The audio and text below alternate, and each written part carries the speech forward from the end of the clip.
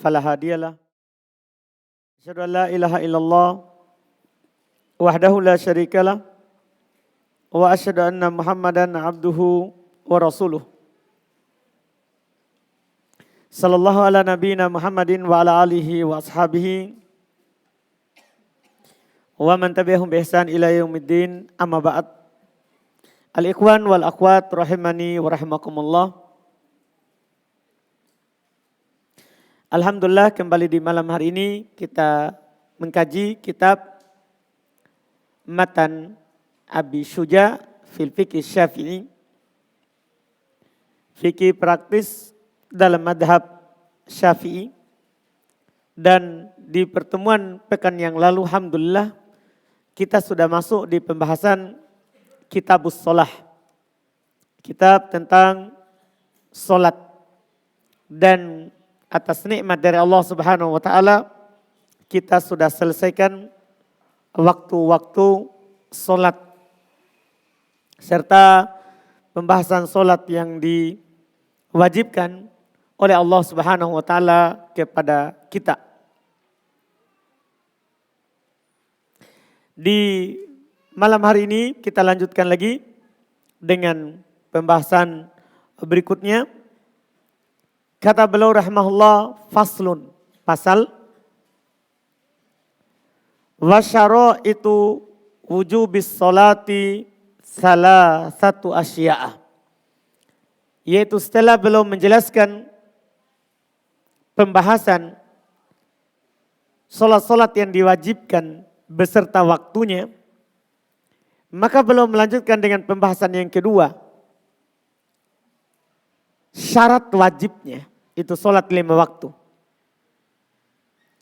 Kata beliau rahimahullah, syarat-syarat wajibnya sholat ada 3. Syarat-syarat wajibnya sholat ada 3. Artinya kalau tidak terpenuhi ini syarat, berarti belum wajib padanya sholat. Kata beliau yang pertama al-Islam. Dia orang Muslim. Itu kewajiban.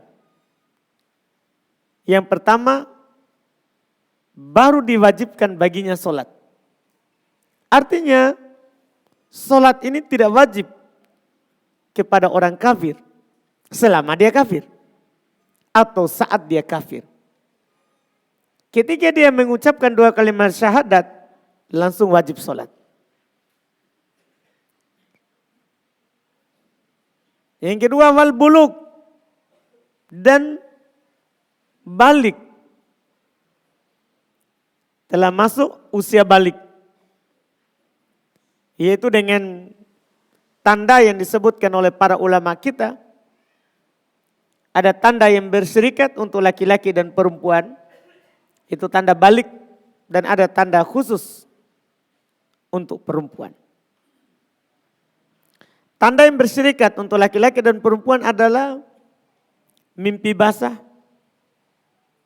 tumbuhnya bulu di sekitar kemaluan. Ini tanda yang berserikat.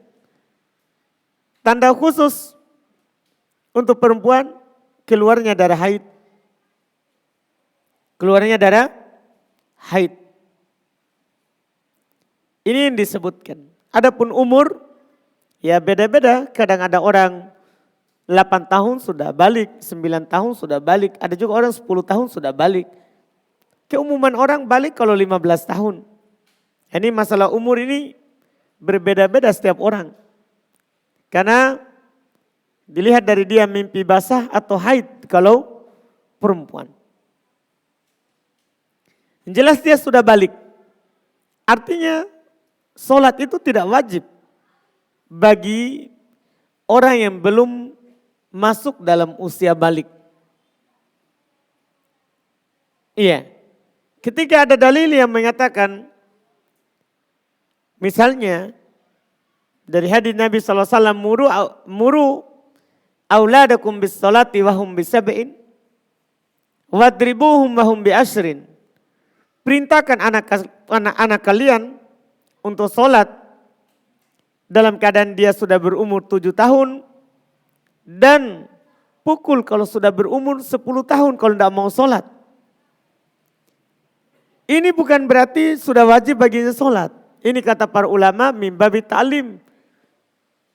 Untuk mengajarkan kewajiban kepadanya. Supaya kalau masuk usia balik dia sudah terbiasa. Untuk melakukan kewajiban. Karena tidak ada kewajiban tanpa ada usia balik. Wal aklu ini yang ketiga. Dan dia adalah orang yang berakal. Keluar orang yang tidak punya akal. Dari orang gila. Ya. Dan yang semisalnya. Orang yang hilang akalnya. Pingsan. Ya. Dan yang lainnya. Saat orang gila, saat dia gila. Itu tidak wajib sholat. Tidak wajib sholat. Syarat-syarat ini. Kalau syarat Islam. Tentunya ada dalam hadits Nabi kita Muhammad SAW. Di antaranya adalah saat belum mengutus Mu'ad ibn Jabal ke Yaman. Nabi SAW katakan kepadanya, Udu'uhum ila syahadati an la ilaha illallah. Ajak mereka kepada la ilaha illallah. Fa'inhum ata'u kalidalik. Kalau mereka taati kamu dalam hal itu, artinya diajak bersyahadat, mereka ucapkan syahadat. Fa'akhbirhum, maka kabarkan mereka kepada mereka. Annallaha aftaradu alaihim khamsu salawatin fi kulli yaumin wa lailah. Kalau mereka taat kepada kamu tentang syahadat, kabarkan kepada mereka bahwa Allah wajibkan kepada mereka solat 5 waktu dalam sehari dan semalam. Jadi kapan ini? Setelah syahadat. Ini menunjukkan bahwa solat wajib kalau dia sudah bersyahadat. Solat wajib kalau dia sudah bersyahadat. Ini diantara dalil dari Nabi kita Muhammad SAW yang mengharuskan syarat keislaman. Iya. Adapun balik sama akal, tentunya ada dari Nabi kita Muhammad SAW hadits yang diriwayatkan oleh Imam Al-Bukhari, Imam Abu Daud dan At-Tirmidzi.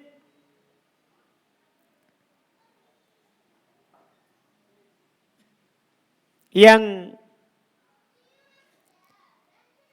disebutkan dari sahabat Ali bin Abi Thalib, juga datang dari hadits Aisyah radhiyallahu taala anha. Nabi SAW bersabda, Rufi al-qalam an thalathin. Diangkat pena dari 3. Artinya tidak dicatat sebagai dosa. Kalau dia tidak melakukan kewajiban atau dia melakukan larangan. Siapa itu? Kata Nabi, anin naim hatta yastaikid. Dari orang yang sedang tidur sampai dia terbangun. Orang yang tertidur saat dia tidur, tidak wajib sholat. Tapi kalau terbangun, wajib sholat. Wa anis sobi hatta yahtalim. Ini yang menjadi poin kita. Dan dari anak kecil sampai dia mimpi basah. Artinya sebelumnya tidak ada kewajiban untuk sholat. Sampai dia mimpi basah. Tidak ada kewajiban untuk meninggalkan larangan. Sampai dia mimpi basah. Tidak berdosa dia kalau melakukan larangan. Tapi kita ajarkan sama. Kalau ada dosa, kita jangan biarkan dia jatuh di dalamnya. Mimbabi ta'lim. Supaya dia terbiasa. Oh ternyata itu dosa karena ayah saya melarang. Ini namanya babnya mengajarkan kepadanya. Wa anil majnun hatta ya'akil. Dan dari orang gila sampai dia berakal. Ini 2 syarat. Anak kecil sampai mimpi basah. Orang gila sampai dia punya akal lagi. Ini yang disebutkan syarat wajib namanya. Kalau syarat sah lain lagi. Kan dalam sholat itu ada syarat wajib, ada syarat sah. Nanti syarat sahnya akan datang. Ini syarat wajib. Syarat wajibnya sholat kepada seorang harus dia Islam, Muslim, sudah balik dan berakal. Iya. Setelah itu belum sampaikan sholat sunnah dulu. Jadi belum tidak jelaskan dulu bagaimana cara sholat. Belum sebutkan dulu sholat sunnah. Supaya nanti sisanya tinggal sholat wajib. Kata beliau selanjutnya, wassolawatul masnunatu khamsun. Sholat yang disunnahkan itu ada 5.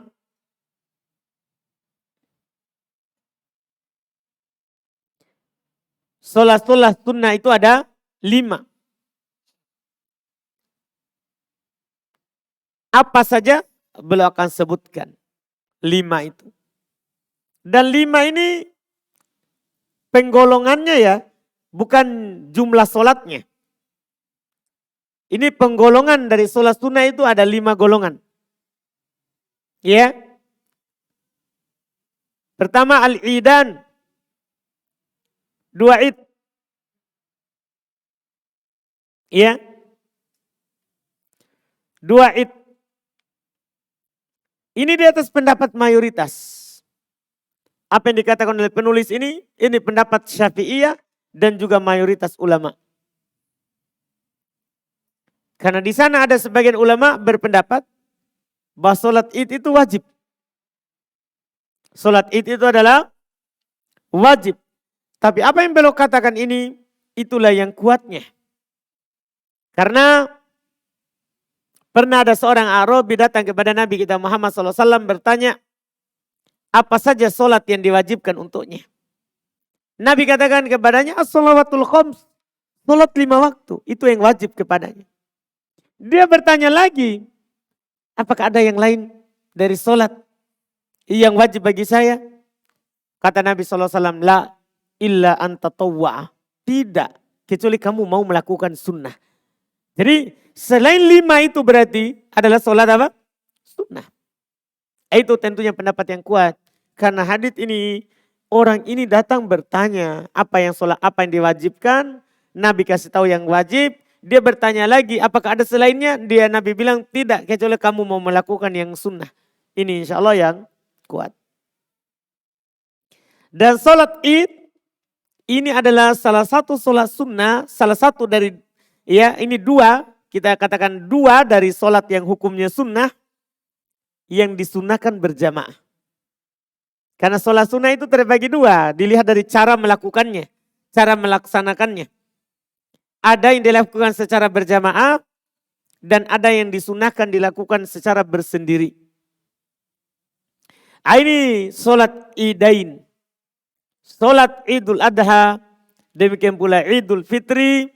Disunnahkan untuk dilakukan secara berjamaah. Untuk dilakukan secara berjamaah. Seperti banyak hadits dari Nabi kita Muhammad SAW yang menjelaskan bagaimana Nabi SAW menganjurkan para sahabatnya untuk keluar sampai kata mereka diperintahkan untuk keluar al-awatiq wadawatil khudur. Para gadis dan orang-orang yang berada dalam pingitan. Bahkan keluar orang-orang yang haid juga. Cuman duduk pisah dengan tempat orang yang tidak haid. Bahkan pernah ada seorang yang tidak punya jilbab untuk dipakai untuk keluar. Nabi bilang saudarinya pakaikan. Saudarinya pakaikan, pinjamkan. Ini di antara dalil-dalil yang menunjukkan sunnahnya berjamaah dalam sholat id. Wal kusufan. Demikian pula berikutnya adalah sholat kusuf. Atau juga yang disebut dengan sholat khusuf.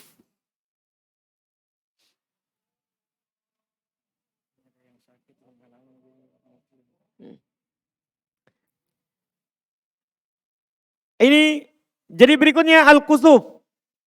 Sholat gerhana. Disebut juga khusuf. Sama saja. Khusuf sama. Apakah gerhananya gerhana bulan atau gerhana matahari. Disunahkan bagi kita untuk sholat gerhana.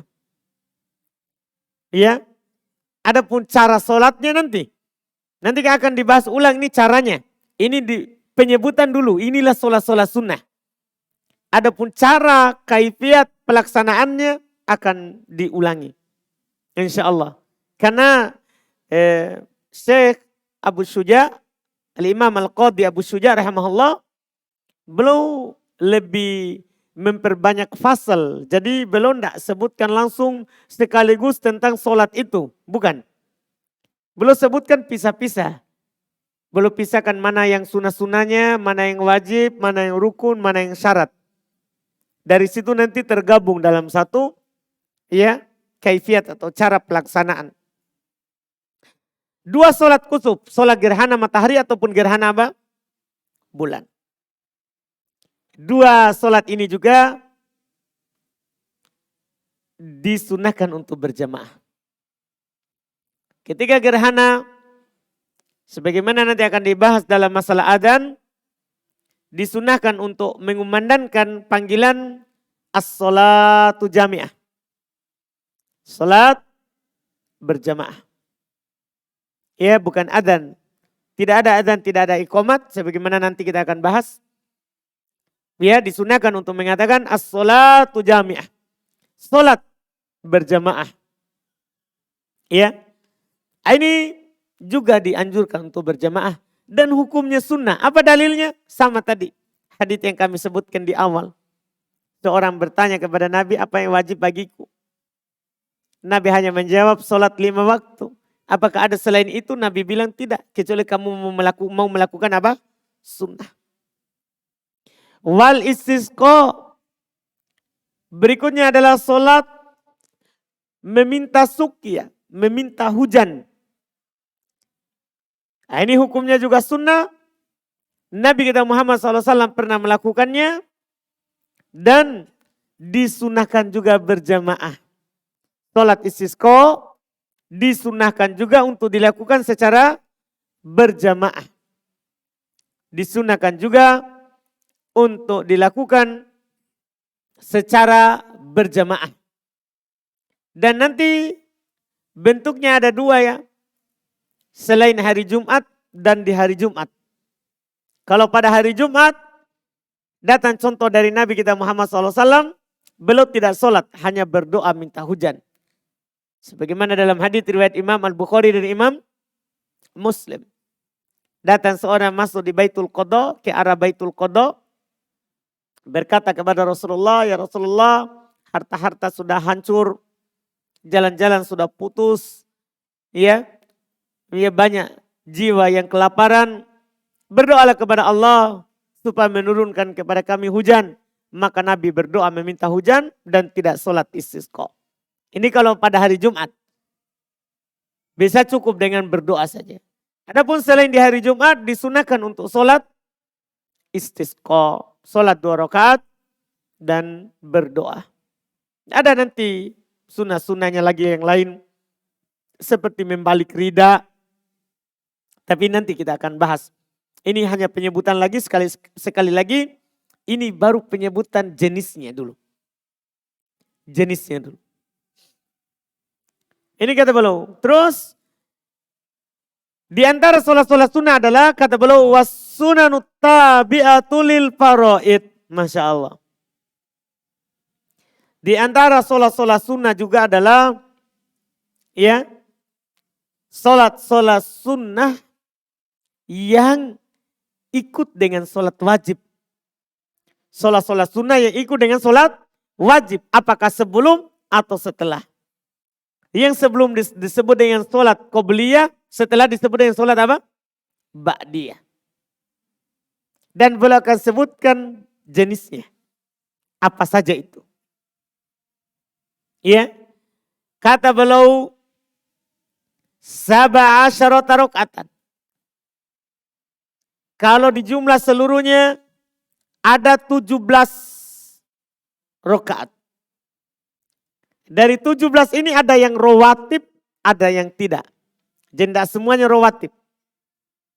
Tidak semuanya rawatib. Tapi sholat sunnah yang ikut dengan sholat wajib semuanya 17. Kita akan lihat apa saja itu.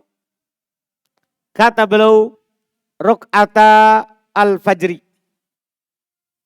2 rakaat fajar.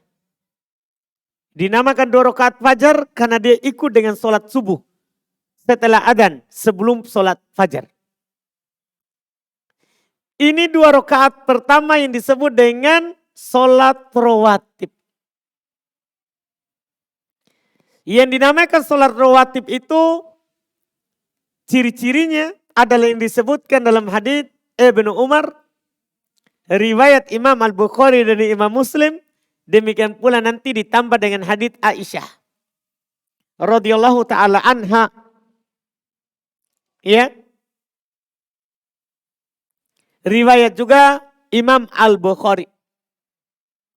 Itu ana sebutkan langsung hadisnya supaya sebentar antum dapat semua pembahasannya, itulah dalilnya. Kata beliau, yaitu Ibnu Umar radhiyallahu ta'ala, "Shallaitu ma'an Nabi sallallahu alaihi wasallam." Saya salat bersama Nabi sallallahu alaihi wasallam. Ya. Maksud di sini bukan salat berjamaah. Bersama maksudnya dia salat wajib dan dia lihat Nabi sallallahu alaihi wasallam salat. Rakaatain qabla duhur. 2 rakaat sebelum duhur. Wa rakaatain ba'daha, 2 rakaat setelahnya. Wa rakaatain ba'dal maghrib, 2 rakaat setelah maghrib. Wa rakaataini ba'dal isya, 2 rakaat setelah isya. Wa rakaataini qoblal fajar. Dan 2 rakaat sebelum sholat subuh. Dalam hadits Hafsah dikatakan ba'dama yatlu al-fajr, setelah terbit fajar maksudnya. Supaya nanti tidak disalahpahami. Karena sebagian orang bilang 2 rakaat sebelum subuh dia kira sebelum masuk, sebelum adzan. Bukan. Kata Hafsah ba'dama yatlu al-fajr, setelah terbit fajar. Adzan sebelum subuh. Sebelum sholat subuh. Ini yang disebut dengan ya berapa belas? Kita hitung 2 rakaat sebelum duhur, 2 rakaat setelah duhur. Itu sudah 4. And 2 rakaat setelah maghrib itu sudah 6. 2 rakaat setelah itu sudah berapa? 6. 2 rakaat setelah isya sudah berapa? 8. 2 rakaat sebelum sholat subuh sudah berapa? 10. Itu dibilang rawatib. Ditambah dengan hadits Aisyah. Karena belum mengatakan anan Nabi SAW makana la yada'u arba'an qabla dhuhr. Adalah Nabi Muhammad SAW tidak pernah meninggalkan 4 rakaat sebelum duhur. Maksudnya ditambah 2 tadi, ini tambah penukilan Aisyah tambah lagi 2 jadinya 4. Semuanya berapa? 12. Inilah yang rawatib. Ini disebut dengan sholat sunnah rawatib.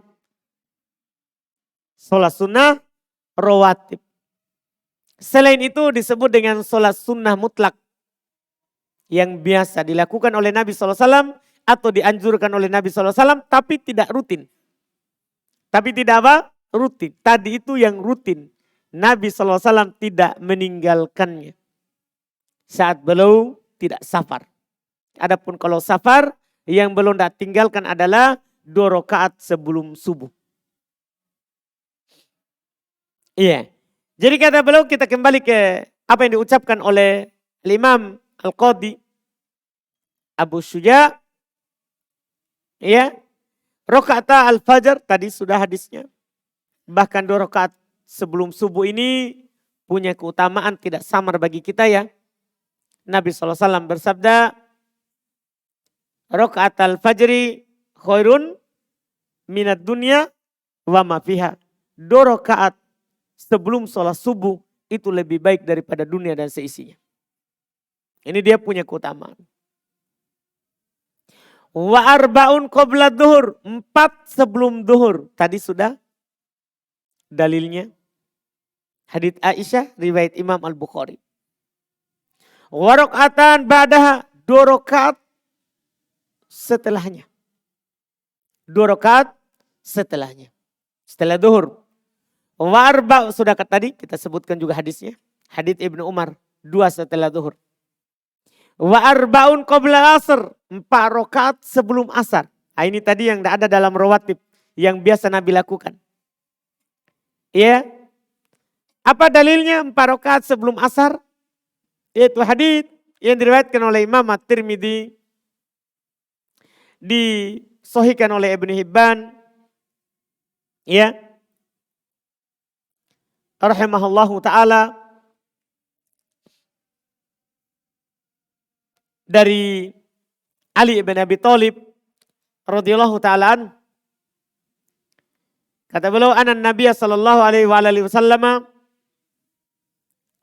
kana yusalli qabla al-asri 4 raka'atin yafsilu bainahun. Adalah Nabi sallallahu alaihi wasallam beliau salat 4 rakaat sebelum asar dan beliau pisahkan, maksudnya dua-dua.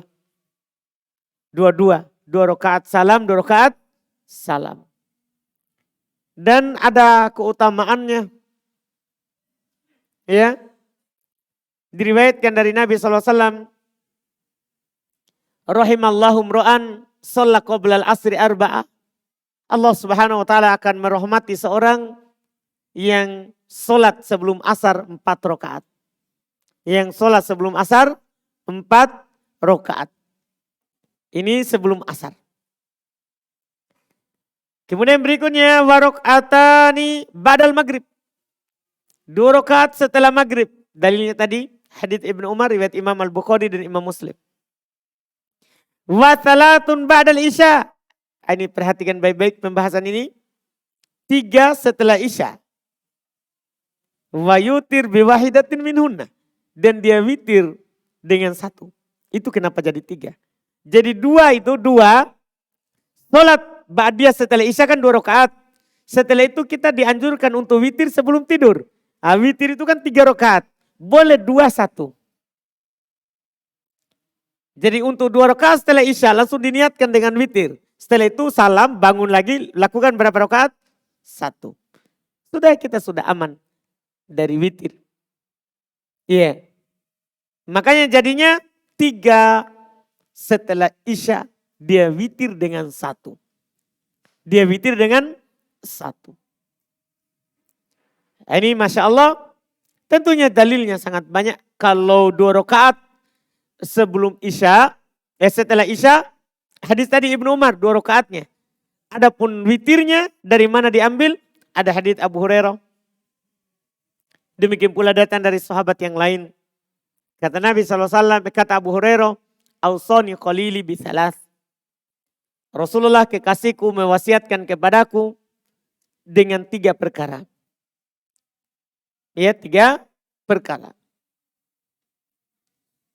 Di antara yang disebutkan oleh beliau adalah an utir qabla an anam. Nabi berwasiat kepadaku untuk berwitir sebelum saya tidur. Nabi berwasiat kepadaku untuk witir sebelum tidur. Nah, inilah yang disebutkan. Ya, yang disebutkan. Setelah itu ini namanya tadi yang disebut yang ikut yang wajib.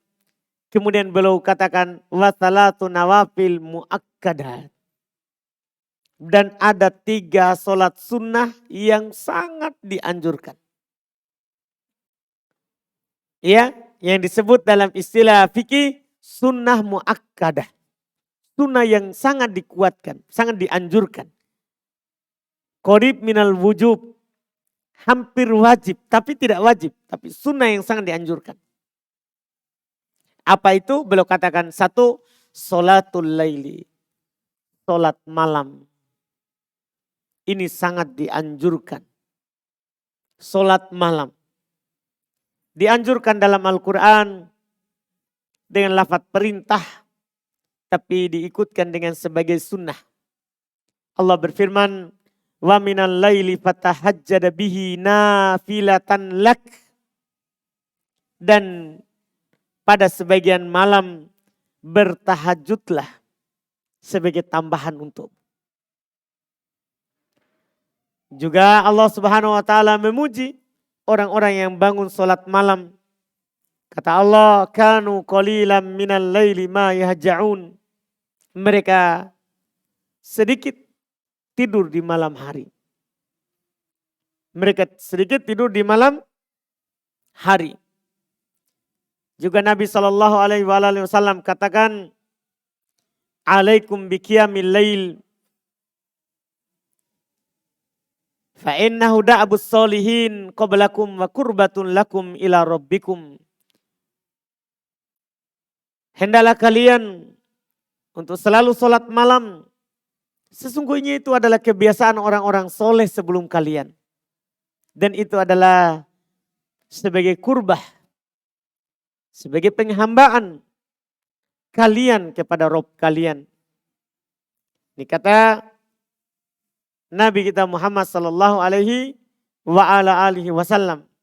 Dan sholat malam ini dia sholat setelah Isya itu terhitung sholat malam. Dan yang paling utamanya dilakukan adalah sepertiga malam terakhir. Kenapa di situ yang paling utamanya? Karena ya Nabi Sallallahu Alaihi Wasallam ketika ditanya ayus sholati afdol ba'dal maktubah, solat apakah yang paling utama setelah solat wajib? Kata beliau, jaufal lail, solat di tengah malam. Kemudian di tengah malam tadi kita bilang di waktu sahur. Maksudnya sepertiga malam terakhir. Karena ada ayat yang mengatakan wabil asharihum yastaghfirun. Mereka di waktu sahur beristighfar. Bangun di situ. Karena di situlah Allah Subhanahu wa taala turun ke langit dunia, itulah yang lebih utama. Karena Allah turun ke langit dunia dan ya mengucapkan ucapan-ucapan yang Masya Allah yang membuat kita akan bangun di akhir itu. Kata Nabi SAW, yanzilu rabbuna ila sama'id dunya kulla laylatin fi thuluthil lailil akhir.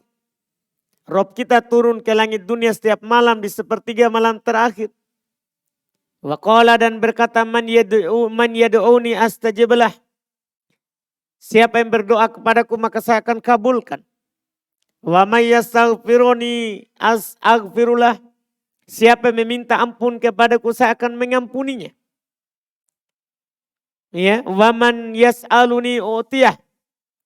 Dan siapa yang meminta kepadaku saya akan memberikan kepadanya. Iya. Ini yang menunjukkan keutamaan itu di akhir malam. Dan juga datang dalam hadits riwayat Imam Al-Bukhari serta Imam Muslim dari Abdullah ibn Amr ibn al-As. Nabi SAW bersabda, ahabbus salati ilallahi ta'ala salatu Daud. Salat yang paling dicintai oleh Allah Subhanahu wa taala adalah salatnya Nabi Daud. Gimana itu salatnya Nabi Daud? Ini Nabi Daud ini Masya Allah. Salatnya adalah salat yang paling dicintai oleh Allah. Puasanya puasa yang paling dicintai oleh Allah. Sebagaimana nanti akan datang dalam pembahasan puasa. Gimana itu salatnya? Kata Nabi, kana yanamu nisfal lail wa yaqumu thulutsahu wa yanamu sudusah. Adalah Nabi Daud itu beliau tidur setengah malam. Ya, dan beliau berdiri untuk sholat sepertiganya. Dan juga beliau kadang tidur seperenamnya. Seperenamnya. Ini kata Nabi SAW. Kadang jadi beliau lakukan, kadang tidur setengah malam. Setengah malamnya berdiri. Kadang beliau juga tidur seperenamnya. Sisanya beliau pakai untuk berdiri sholat sepertiganya. Sepertiganya. Ini disebutkan. Dan dimakruhkan untuk sholat di semalam penuh. Kecuali nanti datang pembahasan di sholat lail saat tarawih. Di malam ya malam 10 terakhir. Dan khususnya di malam Lailatul Qadar dianjurkan untuk menghidupkan satu malam penuh. Sebagaimana yang Nabi SAW pernah lakukan. Sampai para sahabat bilang hampir kami tidak sahur. Hampir kami tidak sahur. Jadi satu malam berdiri untuk sholat. Untuk sholat. Ini yang disebutkan. Ini sholat malam yang pertama. Yang kedua, wa sholatud duha. Di antara sholat yang sangat dianjurkan adalah sholat duha. Sholat duha. Dalilnya sama, kenapa ini sangat dianjurkan? Karena inilah termasuk yang diwasiatkan oleh Rasulullah kepada Abu Hurairah. Yang tadi ana sudah bacakan sepotongnya. Abu Hurairah berkata, Ausoni Khalili dalam hadits riwayat Bukhari Muslim. Kekasihku Rasulullah SAW berwasiat kepadaku bitalat. Dengan 3. Kata beliau, siyami salasati ayyamin min kulli syahr. Berpuasa 3 hari dalam setiap bulan. Warok atai duha. Ini yang kita bahas sekarang. Dan 2 rakaat duha. Ini yang paling dianjurkan. Wan utir qoblaan anam. Dan untuk witir sebelum saya tidur. Ditambah dalam riwayat Imam Al-Bukhari. La ada uhunna. Saya dianjurkan untuk tidak meninggalkannya. Inilah dibilang sunnah muakkad. Sunnah yang sangat dianjurkan. Dan sholat duha itu disebutkan oleh para ulama. Ya, dia paling sedikitnya 2 rakaat. Dan yang paling banyaknya disebutkan adalah 12 rakaat. Dan kebanyakan dilakukan adalah 8 rakaat. Kebanyakannya dilakukan 8 rakaat. Ada yang mengatakan 12, hanya saja hadits yang mengatakan 12 adalah hadits yang dhaif. Yang 12. Itu dari Abu Dzar radhiyallahu taala anhu, beliau berkata sallaita in sallaita duha, Nabi SAW bersabda in sallaita duha sintai asyarata rakaatan banallahu laka baitan fil jannah. Kalau kamu salat duha 12 rakaat, maka Allah akan membangunkan untukmu ya rumah di dalam surga. Ini hadits riwayat Imam Al-Baihaqi tapi beliau dhaifkan. Oleh karena itu kata Imam Nawawi rahimallahu taala dalam kitab Syarhul Muhadzab, aktsaruha 8 rakaatin qalahul aktsarun wa rawahu Syaikhan min hadits Ummu Hani wa dzakara mithlahu fit tahqiq. Iya. Kata Imam Nawawi rahimallahu, kebanyakannya 8 rakaat, itu terbanyaknya 8 rakaat. Dan ini adalah pendapat mayoritas karena hadis tadi dhaif. Ada dalam riwayat Imam Al-Bukhari dan Imam Muslim dari Ummu Hani radhiyallahu taala anha penyebutan 8 rakaat. Ada menyebutkan 12 tapi dhaif. Dalam riwayat Imam Al-Bukhari Imam Muslim cuma 8 saja. Cuma berapa? 8 rakaat. Paling sedikitnya berapa? 2 rakaat. Apa dalilnya kalau 2? Kalau 8 hadits Bukhari Muslim Ummu Hani. Kalau 2 hadits Abu Hurairah riwayat Imam Al-Bukhari dan Imam Muslim. Riwayat Imam Al-Bukhari dan Imam Muslim.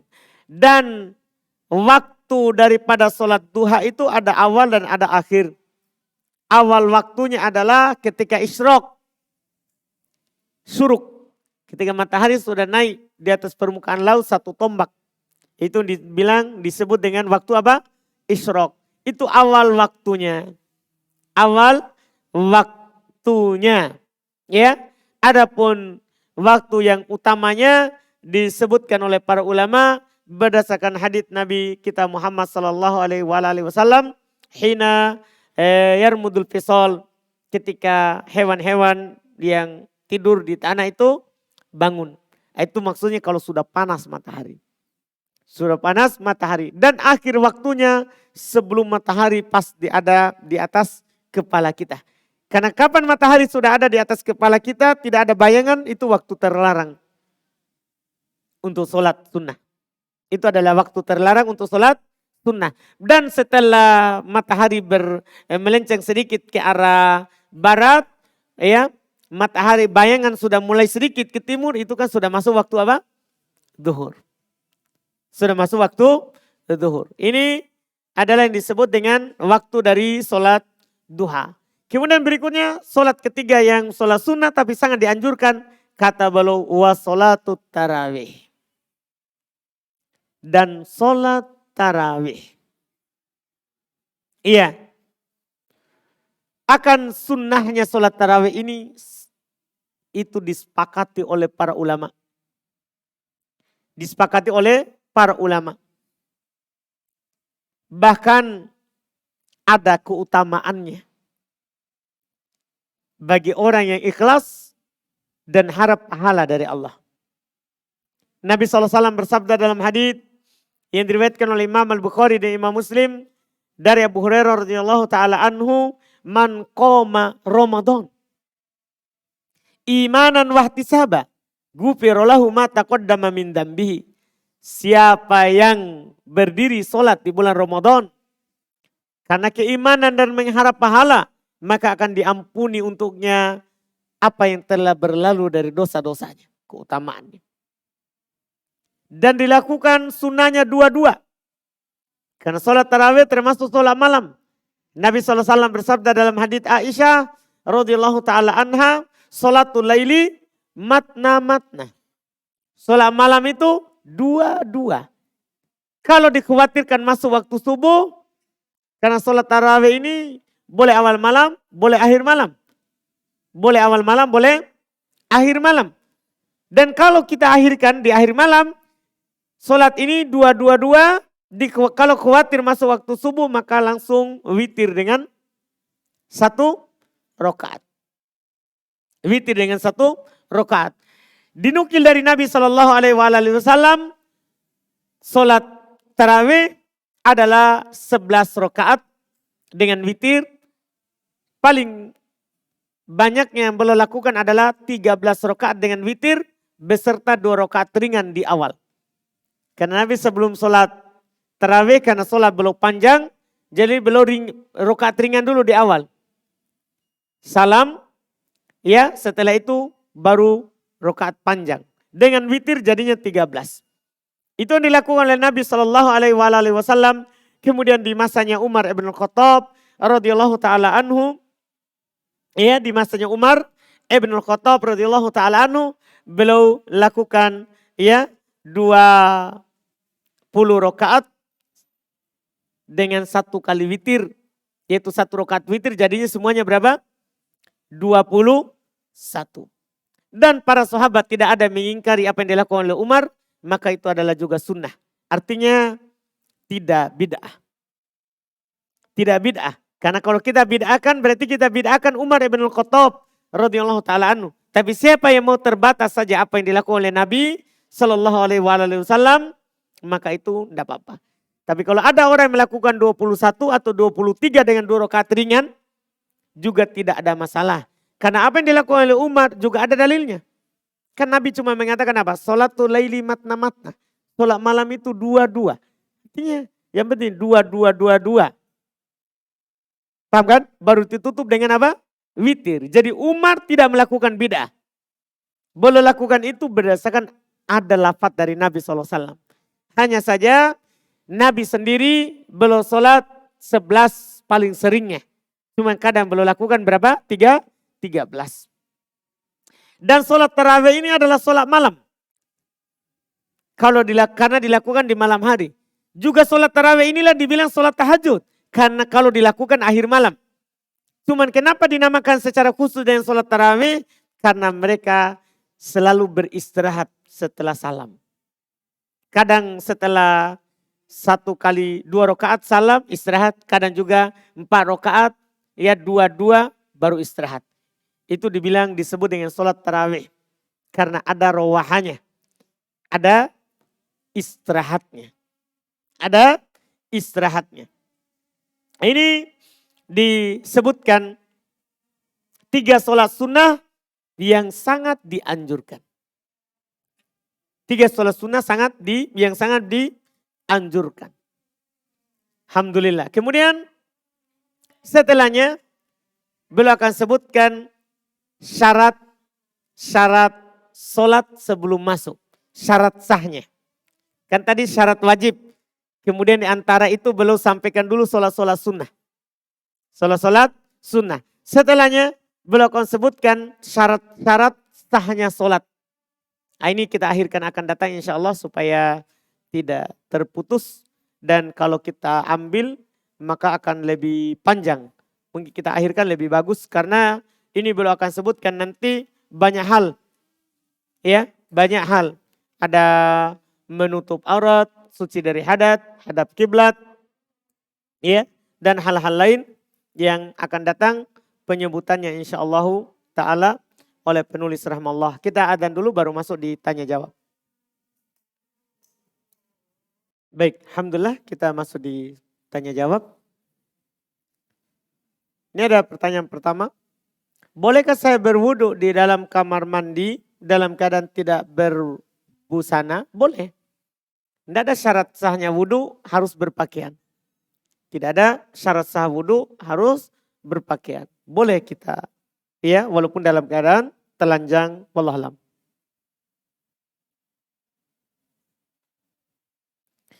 Apa hukumnya melaksanakan sholat taubat, ya, di beberapa kali dalam sehari. Beberapa kali dalam sehari. Terkait dengan sholat taubat, ini datang haditsnya dari Nabi kita Muhammad sallallahu alaihi wasallam dari, ya, yang disebutkan dan disahihkan oleh Syekh bin Baz dan selainnya. Nabi SAW bersabda, "Ma min 'abdin yadnibu damban thumma yatatahhar fayuhsinu at-tahura thumma yusalli rak'ataini thumma yatubu lillahi min dambihi illa taballah." Tidaklah seorang hamba dia jatuh dalam dosa, kemudian dia bertoharo, berwudu dan memperbagus wudunya, dia sempurnakan toharonya, kemudian dia sholat 2 rakaat dan bertobat kepada Allah setelahnya, maka Allah akan menerima tobatnya. Ini anjuran untuk, ya, sholat tobat dari Nabi kita Muhammad sallallahu alaihi wasallam. Nah, pertanyaan di sini, apa hukum melaksanakan sholat tobat beberapa kali dalam sehari? Tidak ada masalah. Kan tadi kan disebutkan, tidaklah seorang hamba berdosa kemudian dia bertoharo, berwudu, sholat. Itu kan umum. Kalau dia berdosa, bertoharo, wudu, sholat, tidak masalah. Dalam beberapa pun dalam sehari. Karena ilahnya adalah berdosa, sholat. Berdosa, sholat. Ya, itu wallahualam. Kemudian berikutnya, saat masbuk rakaat ketiga, sholat maghrib. Apakah kita menjaharkan bacaan saat imam sudah selesai sementara kita baru naik rakaat kedua? Iya, sunnah. Dijaharkan, tapi tidak wajib. Sunnah menjaharkannya, tidak wajib. Di atas pendapat bahwa yang kita naik itu adalah menyempurnakan sholat. Artinya melanjutkan sholat. Jadi ketika rakaat ketiga berarti kita sekarang rakaat kedua kalau naik. Maka sunnah dijaharkan, tidak wajib.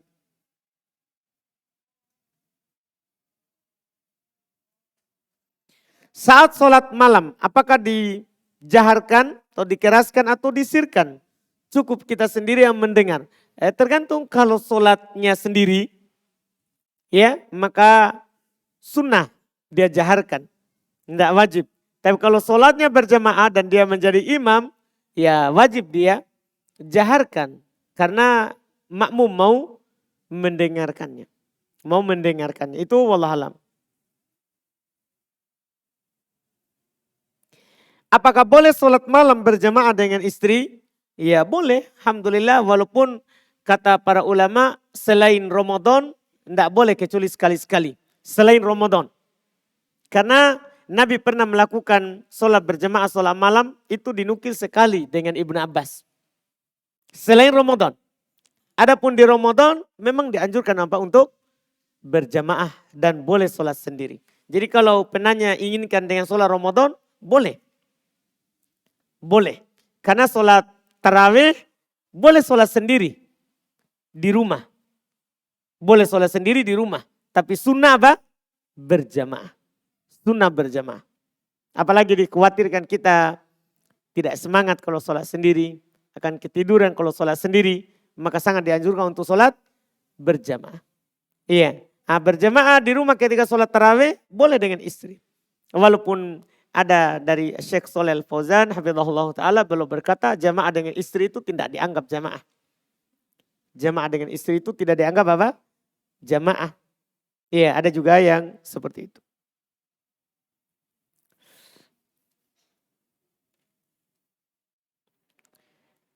Kemudian ini ada pertanyaan, apakah tidak ada sholat qobliyah maghrib dan qobliyah isya? Kalau qobliyah isya tidak ada memang.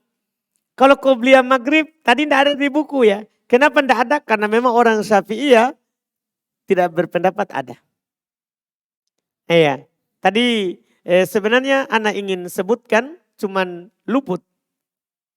Ya, bahwa di antara sholat yang disunahkan adalah dalam selain mazhab Syafi'iyah adalah sholat 2 rakaat sebelum maghrib. Tapi bukan sholat sunnah rawatib.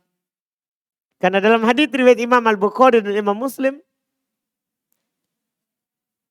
kata Nabi SAW, "Shollu qoblal maghrib. Shollu qoblal maghrib. Shollu qoblal maghrib." Beliau ucapkan 3 kali. Liman sya'a. Sholatlah sebelum maghrib. Sholatlah sebelum maghrib. Sholatlah sebelum maghrib bagi yang mau. Bagi yang mau. Ini tadi luput dalam penyebutan. Tadinya anak berencana, tapi qadarullah untuk menambahkan itu. Jadinya nanti tadi kan ada berapa? 17. Dengan itu nanti jadinya 19. 2 rakaat sebelum maghrib. Kemudian nanti bisa jadi 21. Itu ditambah 2 rakaat antara adzan dan iqamat. Kan belum tak sebutkan tadi. Antara adzan dan iqamat kan ada solat 2 rakaat sunnah. Karena Nabi SAW bersabda, baina kulli adanain solah. Antara setiap 2 adzan itu solat. Maksudnya antara adzan dan iqamat. Itu adalah solat. Jadi semuanya nanti jadinya 21 rakaat kalau ditambah itu. Adapun sebelum isya tidak ada dalilnya. Kecuali 2 rakaat antara adzan dan iqamat. 2 rakaat antara adzan dan iqamat. Itu wallahualam. Kemudian pertanyaan berikutnya, apakah boleh puasa melebihi puasa Daud? Misalnya dengan puasa sepanjang hari kecuali hari Jumat. Tidak boleh. Nabi SAW ditanya oleh para sahabat, diantaranya yang bertanya kepada beliau, salah seorang datang kepada beliau, ya Rasulullah, ya, apa puasa yang dianjurkan? Nabi bilang 3 hari dalam sebulan. Saya mampu lebih daripada itu. Senin Kamis kata Nabi. Saya mampu lebih dari itu. Puasa Daud. Saya mampu lebih dari itu kata beliau. Tidak ada yang lebih baik daripada puasa Daud. Bahkan ada hadits yang mengatakan la siyama liman somad dahar. Walaupun dibicarakan sanadnya. Tidak ada puasa bagi orang berpuasa sepanjang waktu. Ya.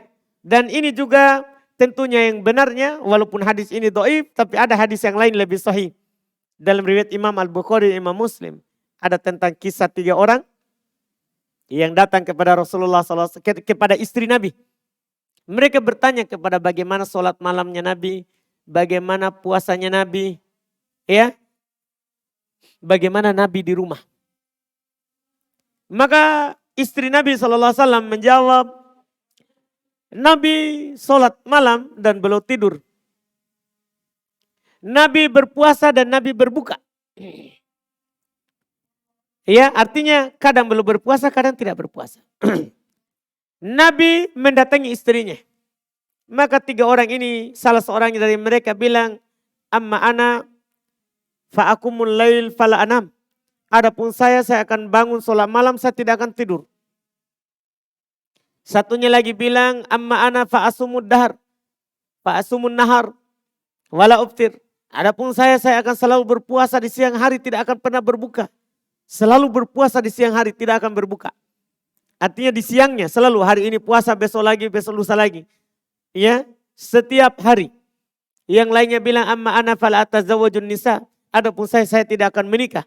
Ini Nabi, belum tidur, belum sholat, belum berpuasa, belum juga berbuka, belum mendatangi istri karena belum sudah diampuni dosanya. Yang telah berlalu dan yang akan datang. Adapun kita ini Ya, tidak ada jaminan seperti itu. Maka harus lebih dari Nabi. Maka Nabi naik mimbar, belum tidak ingatkan hanya 3 orang itu, belum naik mimbar dan belum marah. Para sahabat bilang kelihatan kemarahan beliau dari mukanya. Dan beliau katakan, inni aksyakum lillah wa atqakum lillah. Saya adalah orang yang paling takut kepada Allah daripada kalian dan yang paling takwanya kepada Allah Subhanahu wa taala daripada kalian. Dan beliau jelaskan, saya puasa, saya juga berbuka. Saya sholat dan saya tidur, saya menikah. Dan beliau katakan, faman rogiba an sunnati falaysa minni. Siapa yang benci kepada sunnahku maka itu bukan dari saya. Bukan dari sunnah puasa setiap hari. Bukan dari sunnah puasa setiap hari. Ya, itu wallahu alam.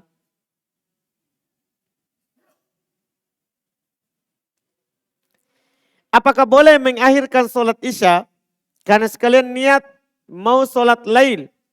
Kalau sholat isya sebelum tidur kadang futur untuk bangun sholat lail khusus akhwat. Tergantung kita mau akhirkan sampai kapan. Kalau lebih dari tengah malam tidak boleh.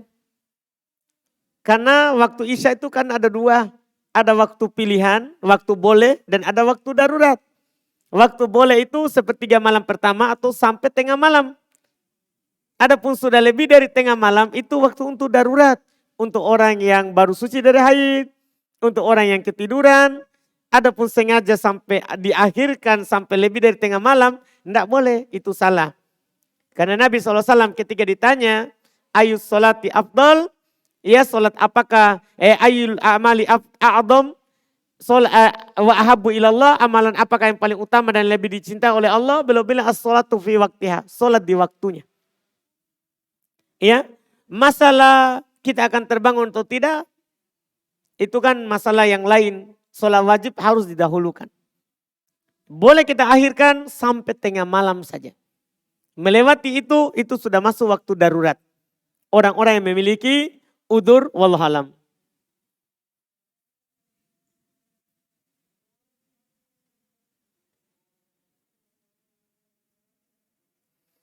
Apakah orang dengan keterbelakangan mental, ya, IQ-nya di bawah rata-rata masuk dalam kategori orang gila yang tidak wajib sholat?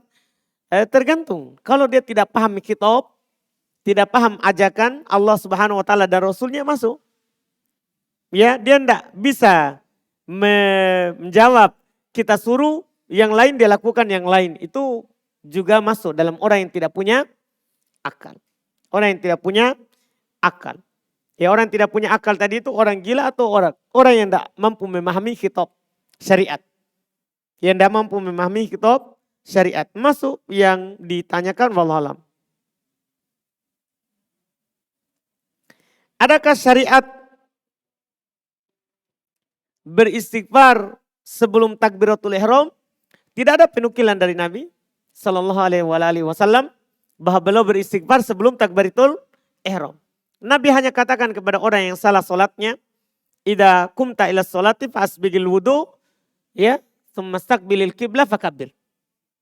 Kalau kamu berdiri untuk melakukan solat, maka sempurnakan wudu, kemudian berdiri hadap kiblat, takbir. Takbir. Ya, tidak ada penukilan beristighfar wallahualam.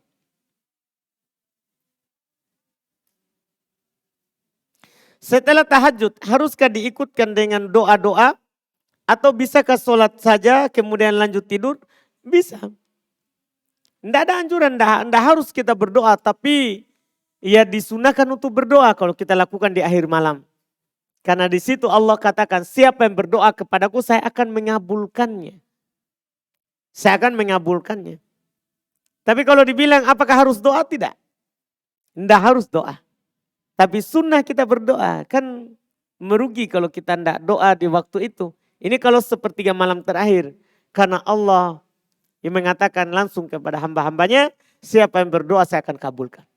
Siapa yang meminta saya akan berikan. Silakan Pak.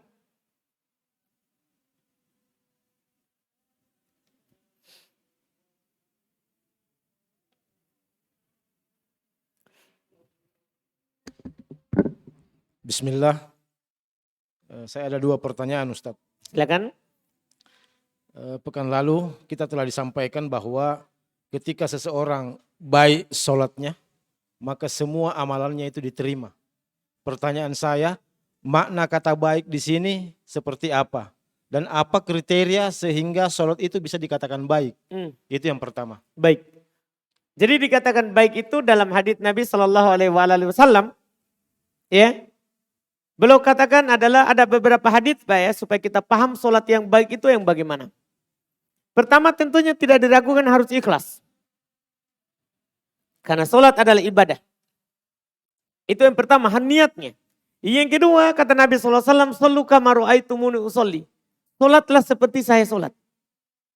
Itu dikatakan baik sholatnya. Dia lakukan itu kan dia tahu itu kewajiban dari Allah. Kata Nabi SAW hadits yang lain, "Man hafadha ala sholat ala sholawatil khams." Siapa yang menjaga sholat 5 waktu. Ya. Ruku'ihinna wa sujudihinna. Wa alima annahunna min indillah. Ruku'nya dia jaga. Sujudnya dia jaga. Dia yakin itu dia sholat karena itu adalah kewajiban dari Allah. Itu maksudnya. Itu yang disebutkan. Dia lakukan ikhlas, sholat seperti Nabi lakukan, dan dia ruku sujud, itu seperti Nabi lakukan, dan dia sadar itu karena Allah yang wajibkan. Itu nama yang baik. Pertanyaan titipan Ustaz. Silakan. Apa hukum seorang ummahat menjadi narasumber di sebuah kajian yang mana kajian tersebut memang dikhususkan untuk muslimah?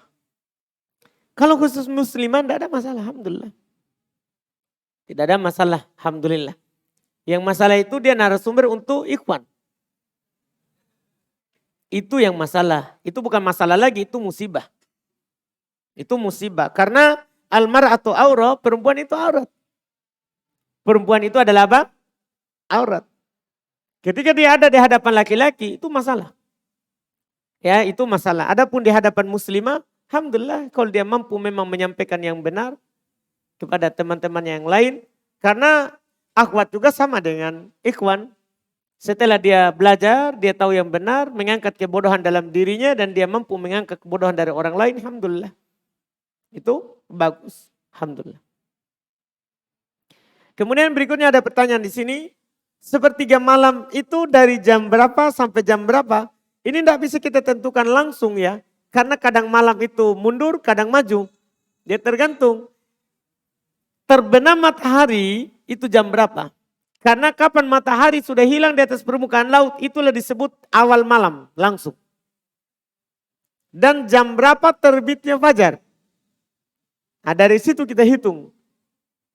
Jam awal terbenam matahari dihitung sampai terbitnya fajar. Berapa jamnya? Bagi 3. Maka sepertiga itu hasilnya. Anggaplah kita hitung misalnya ada 10 jam. Ya 10 bagi 3 hasilnya itulah sepertiga malam terakhir.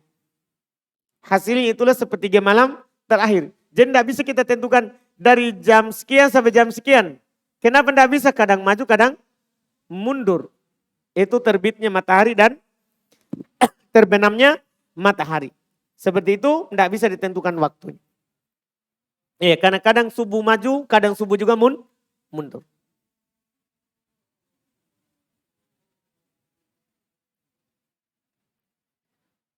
Bagaimana posisi kaki saat merapatkan soft? Apakah harus merapatkan tumit? Iya. Tidak harus merapatkan tumit. Disejajarkan tumit dengan tumit. Disejajarkan tumit dengan tumit. Kan tidak semua orang itu bisa kakinya begini lurus. Kadang sebagian orang hanya bisa begini. Akan susah bagi dia kalau dia apa? Luruskan. Maka disebut oleh Nabi SAW al-ka'ab bil-ka'ab. Sejajarkan tumit dengan tumit. Mata kaki dengan mata kaki. Sejajarkan. Sejajarkan. Iya, itu yang disebutkan. Dan bagaimana posisi jari telunjuk saat selesai membaca doa tahiyat tapi imam belum selesai. Kalau kita masih berdoa maka masih sunnah kita angkat. Tapi kalau kita sudah tidak baca apa-apa lagi, tidak apa-apa diturunkan. Karena dalam hadits Nabi SAW berisyarat wa huwa yad'u biha. dan Nabi berdoa dengannya. Nabi berdoa dengannya. Kalau kita sudah tidak ada lagi bacaan, kita turunkan. Kita turunkan.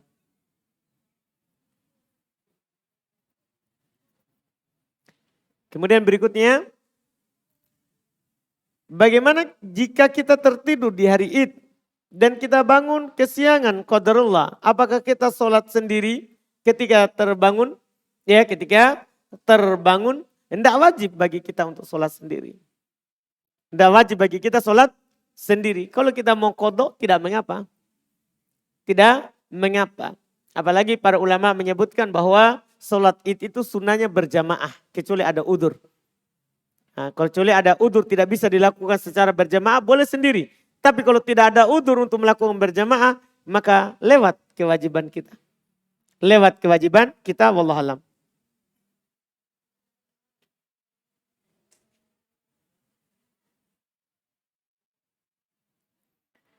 Bolehkah memakai pakaian renang yang tertutup tetapi ketat di kolam renang khusus akhwat dan ummahat? Ya kalau khusus mereka dan suaminya izinkan untuk ganti pakaian di sana, dia boleh, tidak ada masalah kalau tidak ada yang melihatnya dari laki-laki. Karena aurat akhwat sesama akhwat sama dengan aurat ikhwan sesama ikhwan. Aurat akhwat sesama akhwat sama dengan aurat ikhwan sesama ikhwan. Aurat ikhwan sesama ikhwan itu pusar sampai lutut. Sama juga akhwat sesama akhwat auratnya adalah pusar sampai lutut. Dipahami ya? Itu sama hukumnya. Nah, nanti dia keluar ke hadapan umum ke laki-laki, baru perempuan adalah aurat seluruhnya. Perempuan adalah aurat seluruhnya. Itu wallahu a'lam.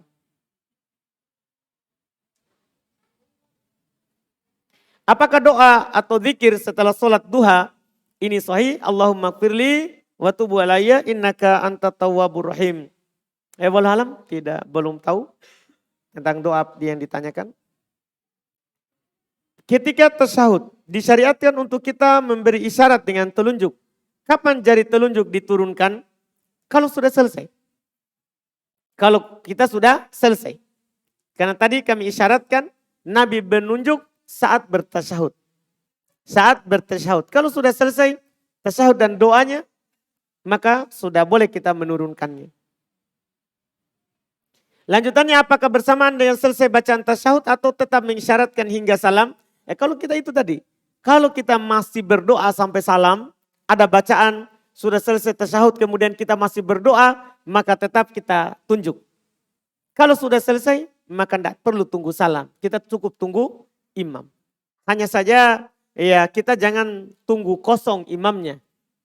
Karena dianjurkan saat kita tasyahud akhir itu untuk berdoa. Karena Nabi SAW katakan, "Falyatakhayyar masya'a minad du'a." Hendaklah dia pilih apa yang dia inginkan dari doa.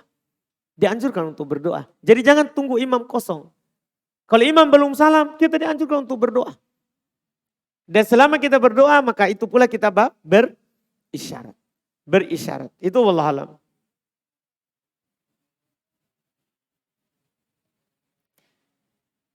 Apa hukumnya jika kita memakan makanan yang tidak mempunyai label halal? Tergantung kita di negara apa. Kalau negara mayoritas muslim walaupun tidak ada asalnya halal. Asalnya halal. Kalau kita di negara yang tempatnya banyakannya siapa? Muslim. Halal. Ya itu hukum asal. Hukum asal wallahualam.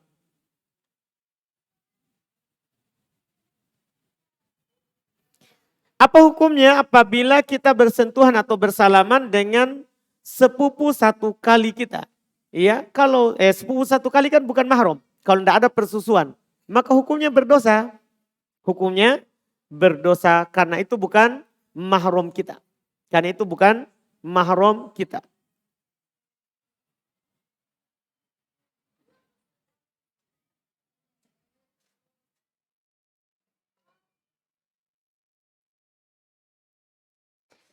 Bagaimana dengan warung makan atau restoran yang tidak diketahui apakah daging yang dijual disembelih secara syar'i atau yang proses pengolahan hewan dari awal menggunakan mesin? Iya. Kalau kita tidak tahu, kita yang baca bismillah. Ya, itu yang dikatakan oleh Nabi kita Muhammad SAW ketika kita ragu itu, ya kata beliau, samillah antum, kalian yang baca bismillah. Kalian yang baca apa? Bismillah saat makan. Yang penting asalnya tadi ya makanan-makanan yang haram. Makanan-makanan yang halal. Beda kalau makan yang zatnya haram, biar baca bismillah tetap haram. Biar baca bismillah tetap haram. Bagaimana hukumnya seorang akhwat yang sholat memakai kaos tangan dan kacamata pada saat sholat di masjid ketika sedang menghadiri kajian? Tidak ada masalah, alhamdulillah. Ya, memakai kaos tangan dan kacamata tidak apa-apa. Kecuali kacamatanya itu kalau dia pakai menyebabkan hidungnya tidak tersentuh ke lantai, itu baru tidak boleh. Karena Nabi SAW ketika beliau katakan dalam hadits Ibn Abbas radhiyallahu ta'ala anhuma, umirtu an asjuda ala sab'ati a'dhum. Saya diperintahkan untuk sujud di atas 7 anggota sujud. Beliau katakan al-jabaha wa asyara ila anfi. Jidat dan beliau tunjuk hidungnya. Arti ini satu kesatuan, tidak terpisah. Jidat tersentuh lantai, demikian pula hidung. Ya. Wa al-yadan, 2 tangan, wa rukbatan, 2 lutut, wa atraful qadaman, ujung kedua kaki. Ini 7 semuanya. Nah, kalau tadi akhwat pakai kaos tangan, dia bertumpu pada tangannya, masuk di situ sujud di atasnya bertumpu dengannya. Walaupun ada kaos tangannya. Demikian pula walaupun ada kacamatanya, ya hidungnya tetap menyentuh lantai, itu tidak ada masalah. Tidak ada masalah, wallahu alam.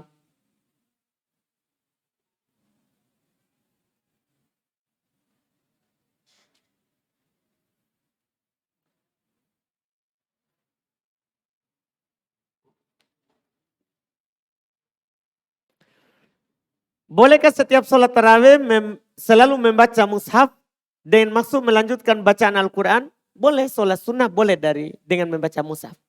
Kalau kita tidak menghafal. Ya, bukan penghafal Quran. Boleh melihat mushaf.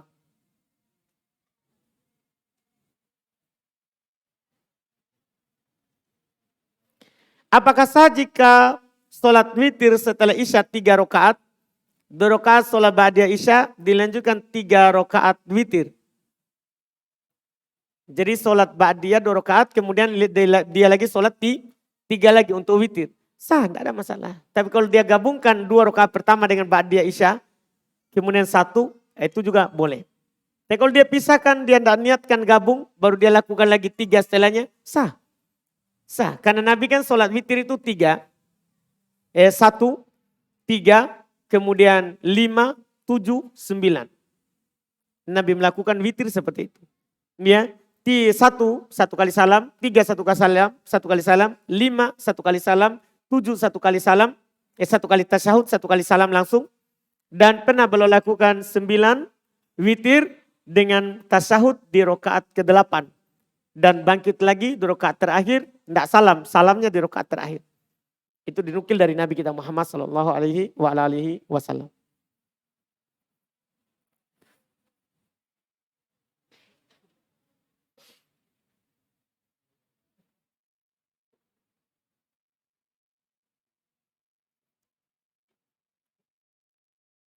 Bolehkah berdoa dalam hati memakai bahasa Indonesia ketika sujud? Ya, dalam sholat itu tidak dianggap kalau dalam hati. Dalam sholat itu orang harus bergerak lisannya. Ya, dalam hal ini kalau dia berdoa ya dia gerakkan juga lisannya. Setelah itu bolehkah dia berdoa dalam bahasa Indonesia? Iya, tidak boleh kalau dia mampu berbahasa Arab dan mampu menghafal doa bahasa Arab. Ya, kalau memang dia tidak mampu sama sekali, boleh hal tersebut. Wallahu alam. Bolehkah berdoa dengan doa dalam Quran ketika sebelum salam? Boleh. Karena yang dilarang adalah dalam sujud dan dalam ruku. Adapun sebelum salam tidak ada larangannya. Untuk membaca doa yang dari lafaz Quran. Wallahu alam.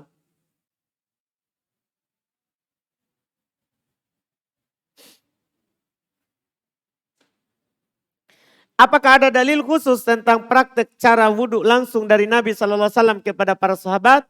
Kalau ada, apakah Nabi membaca tasmiyah sebelum wudhu? Baik. Terkait dengan cara prakteknya, ada dalam hadits Utsman bin Affan, ada dalam hadits Abdullah bin Zaid, riwayat Bukhari Muslim. Ada juga dalam hadits Abu Hurairah radhiyallahu taala anhu. Kemudian masalah pertanyaan terakhir, apakah Nabi membaca bismillah di awal wudhu? Tidak ada penukilan dari Nabi, hanya saja para ulama seperti Imam Al-Bukhari beliau kiaskan dengan hal-hal yang lain. Misalnya Imam Al-Bukhari berdalil akan sunnahnya baca bismillah di awal wudhu. Ketika seorang mendatangi istrinya, itu kan sunnah baca apa? Bismillah. Mendatangi istri saja sunnah bismillah, apalagi apa? Wudhu. Semua hadis terkait dengan membaca bismillah sebelum wudhu secara khusus doif. Secara khusus apa? Doif. Kalau lafaz khususnya. Itu wallahu a'lam. Silakan, Pak.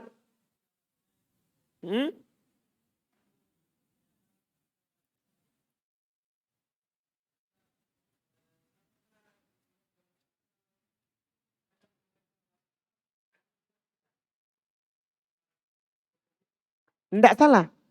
Tidak masalah. Kenapa? Karena baca bismillah kan hukumnya apa? Sunnah, kan sudah lewat. Juga ya dalam pembahasan toharoh.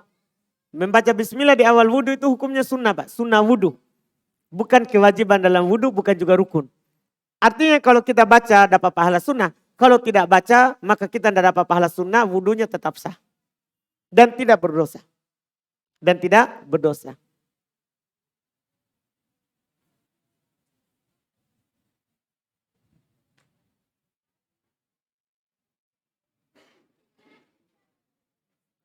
Bagaimana menyikapi pernyataan bahwa salafi tidak melakukan amar ma'ruf nahi mungkar karena hanya fokus menuntut ilmu? Masya Allah. Iya. Kita mengajar itu, Pak, itu namanya amar ma'ruf nahi mungkar. Kita mengajarkan orang tauhid, mengajarkan orang pentingnya taat kepada pemerintah, itu namanya amar ma'ruf nahi mungkar. Mungkin maunya mereka harus kita turun di jalan baru amar ma'ruf nahi mungkar. Tidak harus. Amar ma'ruf nahi mungkar itu kita lakukan di mana saja bisa. Tidak harus turun ke jalan. Seperti orang-orang partai pergerakan. Dari orang-orang yang menyandarkan dirinya kepada gerakan Islam. Itu tidak dituntunkan oleh Nabi SAW. Amar ma'ruf nahi mungkar itu adalah kita mengajarkan anaknya kaum muslimin. Tauhid, sholat, puasa, zakat. Itu sudah amar ma'ruf nahi mungkar. Lihat para sahabat yang Allah Subhanahu wa taala katakan kepada mereka, kuntum khairu ummatin ukhrijat linnas. Kuntum khairu ummatin ukhrijat linnas. Kalian adalah sebaik-baik umat yang dikeluarkan kepada manusia. Gimana para sahabat? Sibuknya dengan apa? Kan?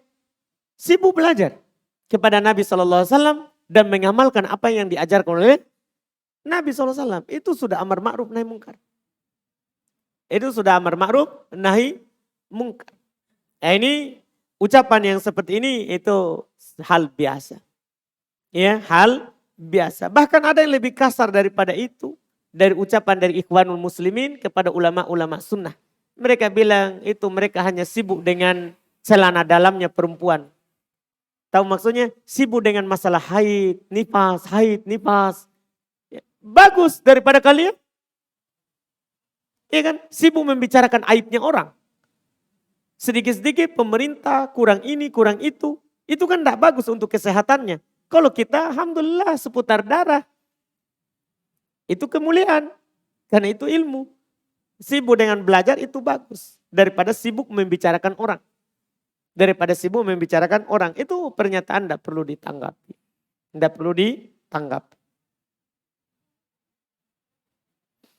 Apa hukum merokok? Merokok, Pak, haram berdasarkan kesepakatan para ulama dan kesepakatan para ahli kesehatan. Keharamnya rokok. Sepakat para ulama dan sepakat ahli kesehatan.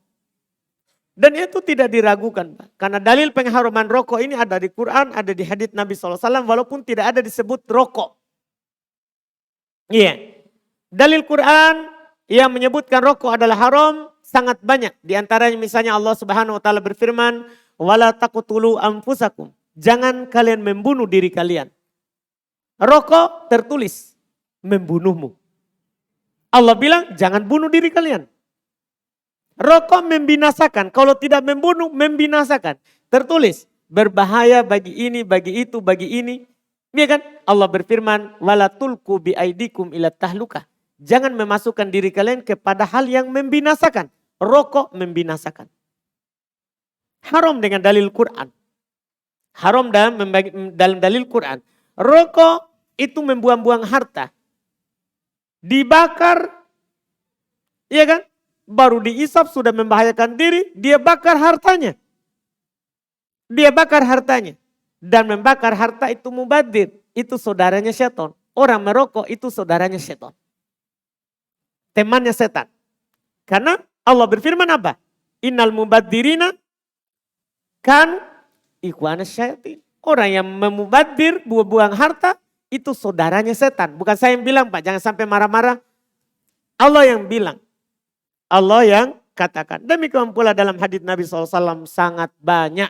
Kalau ada orang terbunuh karena rokoknya, di hari kiamat akan disiksa. Dia merokok sampai mati, hidup lagi. Merokok sampai mati, hidup lagi. Apakah kita mau seperti itu? Di hari kiamat orang bersantai-santai dalam surga, kita pergi merokok. Iya, kita pergi merokok. Sampai lubang leher tak, hancur paru-paru tak. Setelah hancur, disuruh lagi merokok. Dibuat lagi ulang, merokok lagi sampai hancur lagi. Itu kan mengerikan. Itu kan mengerikan. Jelas banyak sekali dalilnya, banyak sekali ya terkait dengan hal tersebut. Dan bagaimana cara untuk bisa berhenti merokok? Berhenti saja. Ya, caranya berhenti. Ya, caranya berhenti. Dan boleh kita berpelan-pelan, tidak apa-apa. Kata Syekh Ibnu Utsaimin, misalnya kita biasanya 5 bungkus dalam sehari, boleh dikurangi 2-3 bungkus. Ya, berikutnya lagi jadi 1 bungkus, berikutnya lagi setengah bungkus, berikutnya lagi sampai boleh bertadaruj dalam berhentinya. Boleh, tidak ada masalah kalau memang berat berhenti 1 kali. Karena kalau memang berat berhenti 1 kali, tidak ada masalah. Berhenti dengan sesuai dengan kemudahan, wallah.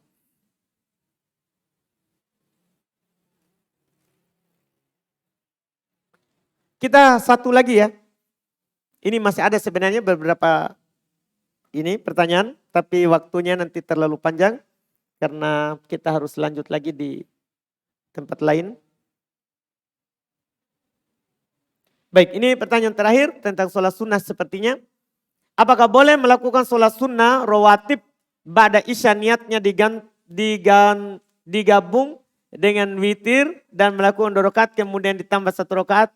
Ini assalamualaikum. Kita tidur ya tadi.